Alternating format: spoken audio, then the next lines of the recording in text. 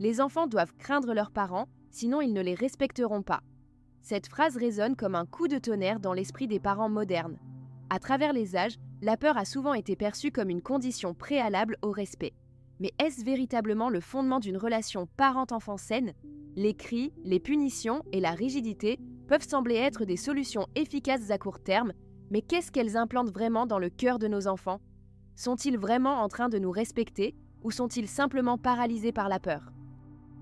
Imaginez une scène familière. Un enfant de 5 ans, les joues rougies par la colère, se met à crier et à se débattre lorsque vous lui demandez d'arrêter de jouer sur sa tablette. Vous sentez l'angoisse monter en vous et dans un élan de frustration, vous élevez la voix pour qu'il obéisse.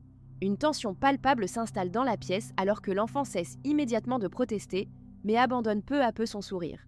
Ce moment peut sembler insignifiant, mais il est révélateur d'une relation où la crainte remplace le respect. Cette situation est plus courante que vous ne le pensez et elle peut laisser des traces profondes dans l'esprit de votre petit. Derrière ce comportement tumultueux se cache un monde d'émotions complexes. L'enfant, submergé par la colère et la frustration, ressent également une profonde tristesse. Ce cri, loin d'être simplement une réaction à l'autorité parentale, est un appel à la compréhension et à la connexion.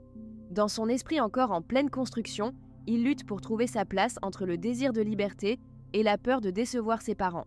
En se sentant craintif, il ne sait pas comment exprimer ses besoins authentiques et cela le plonge dans une spirale d'incompréhension et de solitude.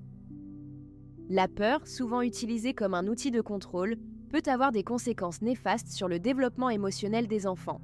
Selon le docteur Daniel Siegel, expert en neurosciences et développement de l'enfant, une éducation basée sur la peur inhibe la capacité d'un enfant à développer des compétences émotionnelles saines.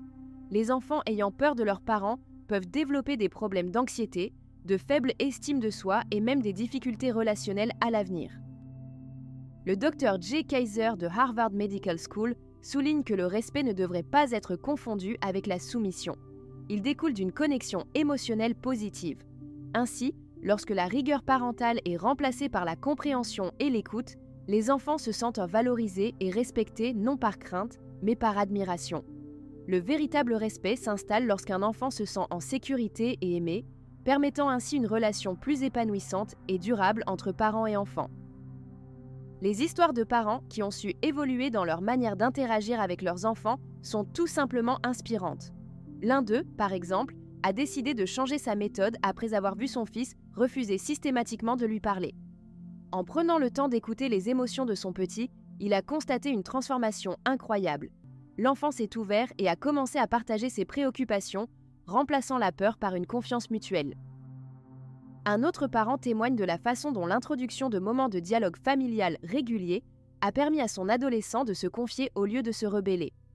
Ces échanges empreints d'empathie et de respect ont non seulement renforcé leurs liens, mais ont aussi cultivé un environnement où le jeune se sentait à l'aise pour exprimer ses besoins sans craindre la répercussion des mots ou des actes. Ces récits illustrent que changer sa dynamique relationnelle est non seulement possible, mais également libérateur pour toute la famille.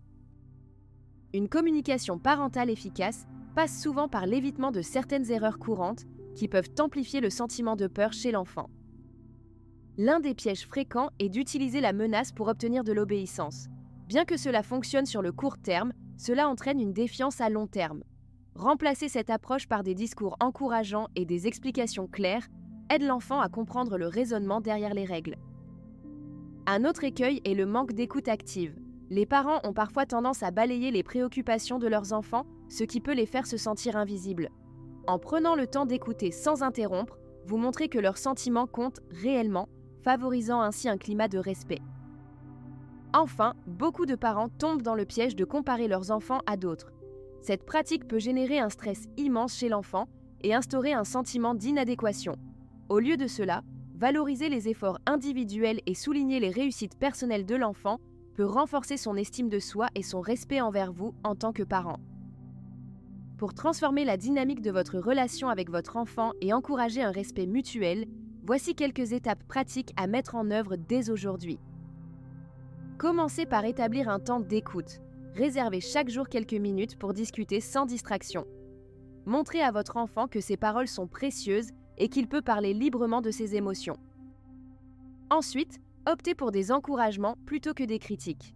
Même lorsque vous devez corriger un comportement, essayez d'utiliser des phrases positives qui renforcent ce qui est bien fait avant d'aborder l'aspect à améliorer. Pratiquez la gestion des conflits en restant calme. Lorsque des tensions surgissent, respirez profondément et privilégiez le dialogue. Cela montre que vous êtes là pour trouver une solution ensemble plutôt que pour imposer votre autorité. Encouragez l'autonomie de votre enfant en lui donnant des choix dans certaines situations. Cela lui permet de se sentir responsable et respecté tout en respectant les limites que vous avez établies. Enfin, montrez l'exemple. Vivez vos propres valeurs de respect et de compréhension au quotidien. Vos actions parlent souvent plus fort que vos mots et les enfants apprennent par imitation. En intégrant ces actions simples dans votre quotidien, vous construirez progressivement une